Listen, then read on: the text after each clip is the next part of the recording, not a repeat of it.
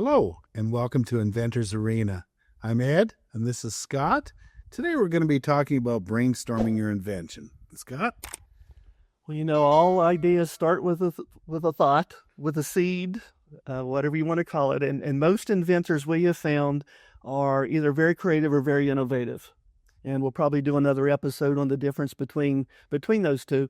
But from a creativity standpoint, it is coming up usually with a solution to a problem that the inventor has identified out there that exists. We're coming up with an opportunity, a solution to an opportunity that they see someplace out there in the marketplace. And either one is fine. Either one works. You can make money from both sides of that coin. That's right. They're generally entrepreneurial too, right? They're very entrepreneurial, but oftentimes they struggle a little bit on some of the business side.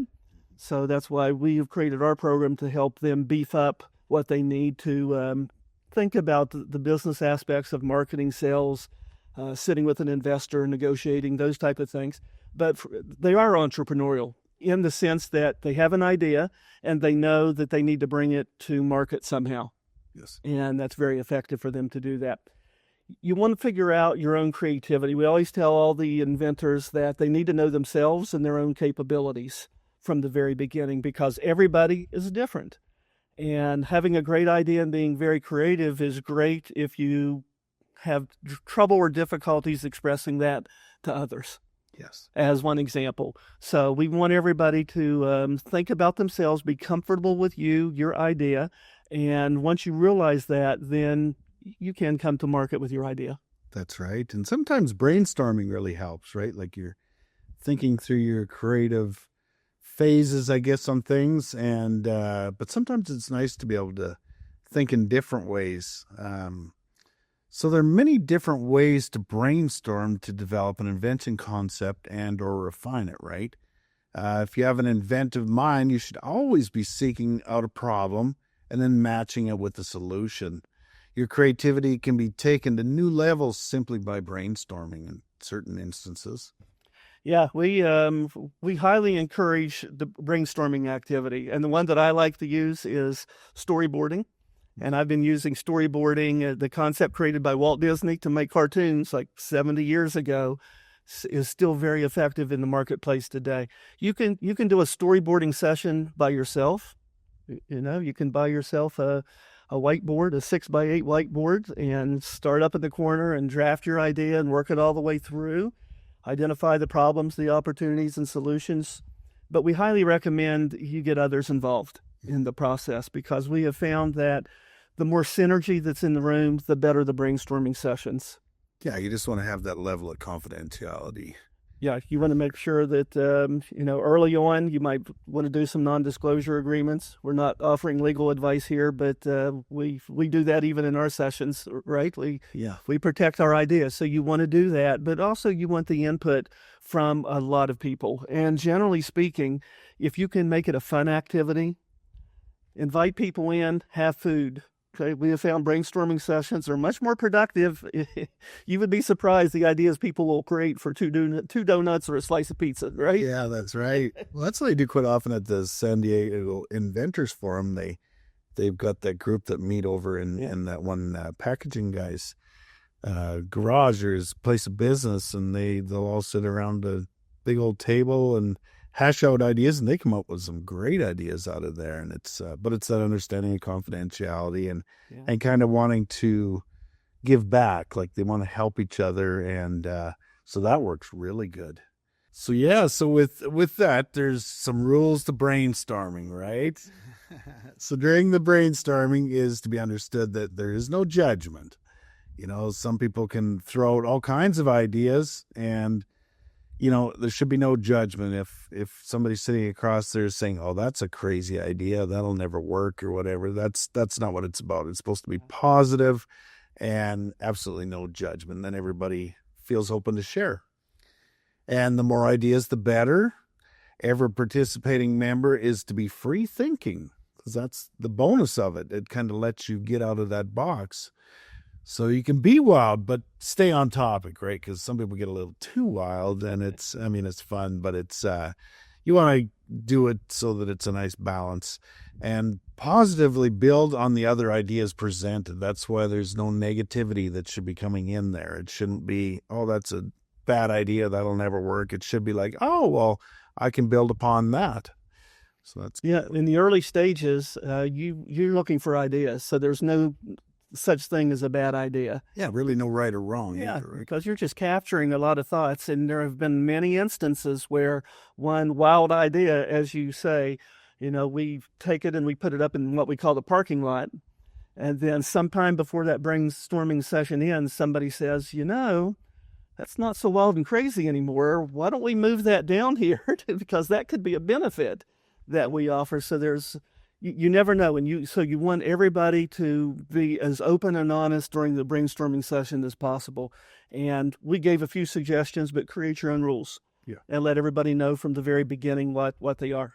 Ideally, though, there are two things that you want to focus on: creativity and fun. Yes. Most brainstorming sessions that are productive require those two elements. So, and if you're not fun, and we've been in some brainstorming sessions facilitated by some very rigid, strict people who just follow the rules and everything. And very serious. Maybe you ask somebody else to facilitate that brainstorming session for you. Because you do want it to be fun and engaging with everybody that is out there. Ideally, you want to invite your entire team to that brainstorming session. If you're early on and you don't have a team yet, this is a good time to create one. Yeah, this is a good time to figure out, even if it's just family and friends, where you get them together and say, hey, I've got this idea. I really don't know if it's a good idea or not. Can we just sit around a table and meet and talk about it for a while, have a brainstorming session, and you never know what might come out of that session. So your team can be a formal team or it can be an informal team. Yeah, and I think a lot of that too, like you're mentioning with a team, I think a lot of the stuff that gets developed on that are stuff we haven't even talked about, like respect and trust and teamwork, right? And that's nice, and you can develop that early on, especially. And you'll need it later on as you move from closer to the marketplace that is there. So, and I think the other thing is some people are afraid to get out of their comfort zone. Sure. And when you're brainstorming, this is kind of like everything is wild and free at the beginning. And there's no wrong answer. There's no bad answer. That's non-judgmental. It's almost like a group therapy session to some degree. And you want that. You want that free expression of ideas, and you need to have that as well. So you need to be, if you're very rigid and very structured, think about, this is the one time where I need to set that aside and I need to be open and honest and share all of my ideas, particularly if you're asked to participate in a brainstorming activity and you're an introvert.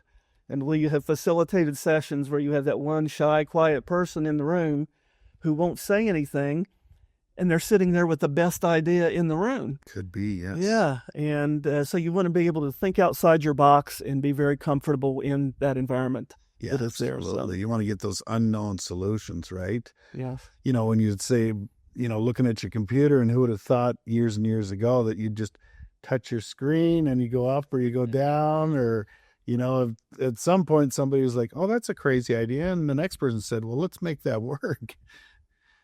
So, and it's very important getting the funding. There's, different techniques for brainstorming that will work. And a lot of that, once you get to that point where you got that invention in a final form, then you can look at the funding. But in the meantime, there's techniques. There's the trigger method.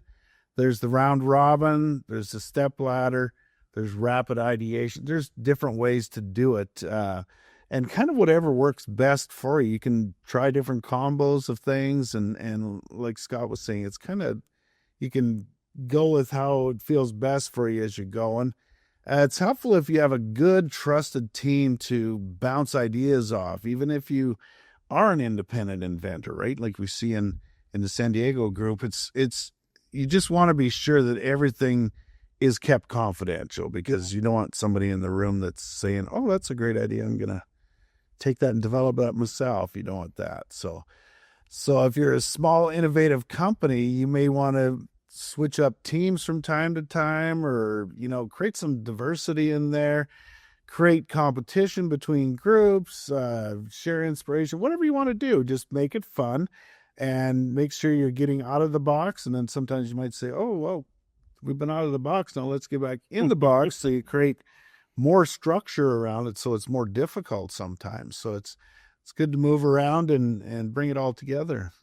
It is. I'm reminded of an episode of 60 Minutes years ago with the world's leading design group, which is called IDEO. It's created by 2 Stanford professors. And it's about a 22-minute session. It's very interesting because they allowed the cameras in to show exactly what brainstorming sessions look like. And at the early stage, it was like wild and crazy ideas. And they were all up. It was very interactive. Nobody sat. They wandered around the room. They put posters, everything. And it was highly creative. Yeah. But at some point in time, I think the phrase used was the grown-ups in the room said, that's great on data gathering. Now we need to start filtering some of this through to figure out what are the most viable ideas that we have out there. And eventually you want to do that with your brainstorming. You'll have lots of ideas. Some will be viable, some won't, some will be tangible, others will be, it's a great idea in a perfect world, but we don't live in a perfect world. So or technology hasn't caught up yet. Or that is the case. Sometimes it's there. But one thing we see is at some point in time during brainstorming, you have disagreements between people. Yes. And that's conflict. And there are a lot of times when conflict is good managed conflict. But early on in the brainstorming process, you really don't want a lot of conflict because this is supposed to be like a safe zone, a safe environment where everybody feels free to share their ideas. Yeah, it kind of stops. Too much conflict will stop that free flow. It does. Beginning at least, and then the conflict to be like, well, explain this or explain that, or how do you see this? That's and pretty soon the mood is negative instead of positive, and it changes the dynamics of the meeting. And at some point later on, you may need to have some of those discussions, but that's not the time. Not during the initial brainstorming phase that's there. Now, you need to organize your ideas. How do you do that? Well, you get to decide that. But we suggest capturing everything first, whether you write it on a whiteboard, whether you have somebody taking notes, whether you're using AI, which we have done to take notes in meetings. You want to organize those notes at some point in time because you're going to have random ideas thrown out from every place. And you can have a structure that you create from the very beginning, and that's okay, and we've seen that work. And sometimes it's better just to have a free-flowing discussion, and you capture everything at first, and then you think about organizing it a little bit later. The key is, at the end of it, whatever method you use, it's a good brainstorming session. Everybody gets a high five, everybody gets a thank you, and you are appreciative of all of the ideas that have been shared through the brainstorming session. Yeah, it's a fun thing, and happy brainstorming. Right? If it's not fun, you're doing it wrong. So yeah, that's right, exactly. And it helps that so many times we talk about being an inventor and kind of feeling alone in it. And whereas if you're doing brainstorming right, even if it's by yourself, I guess you don't feel as alone. But if you got a group, man, that's a lot of fun. Yeah. And all kinds of efforts, so much creativity. I think it's just a great challenge. We do it all the time. I mean, if we could turn our camera around in the studio, we have a 6x8 whiteboard over there with our last brainstorming session, right? Yeah. It's very effective. We practice what we preach. And really, who knows what can be done? The sky's the limit, even past the sky's the limit. I mean, at Tesla or the rockets group, SpaceX there, somebody was saying at some point in time, well, I think we can actually land rockets again, right? And then all of a sudden they're landing in tongs. Like, that's amazing technology, right? So don't limit yourself to what can be done, and be a great team player, always yourself be a good team player, and pick good team players to play with you, right? You want to drive innovation, and we certainly want to help with that. That's why we're creating the channel. That's why we created the program. Creativity should be deeply, deeply explored.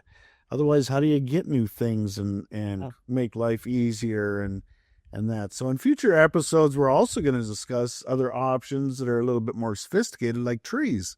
That'll kind of blow all of our minds, right? And have some fun too. That's true. And if you're wondering where you could get a formal or maybe even informal focus group, brainstorming group, we suggest you seek out your local inventors group. Yeah. They're all across the United States, and we've been to many of them. We're presenters at some of them.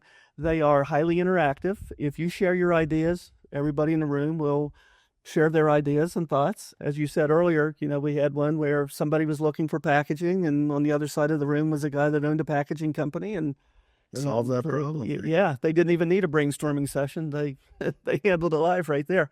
But generally speaking, most inventor groups have a non-disclosure clause, whether formal or informal, in the room, that you can share your ideas, and they will give you ideas. Whether you even call it a brainstorming session or not, they will share ideas with you. So we highly suggest everybody seek out their local inventors group. And if you don't know where your local one is, at the bottom of our website at theinventorsarena.com, all the way at the bottom, we have a map where we have all of them across the United States listed. Along with that, if you have an idea or a suggestion that you would like for us to address in a future episode, we welcome that as well. Please share those with us. We designed our sessions each week based upon your content, what we have seen in our 50 years of experience, and we want to see more. We want you to be engaged and involved in our episodes, and we even interview sometimes some of the people.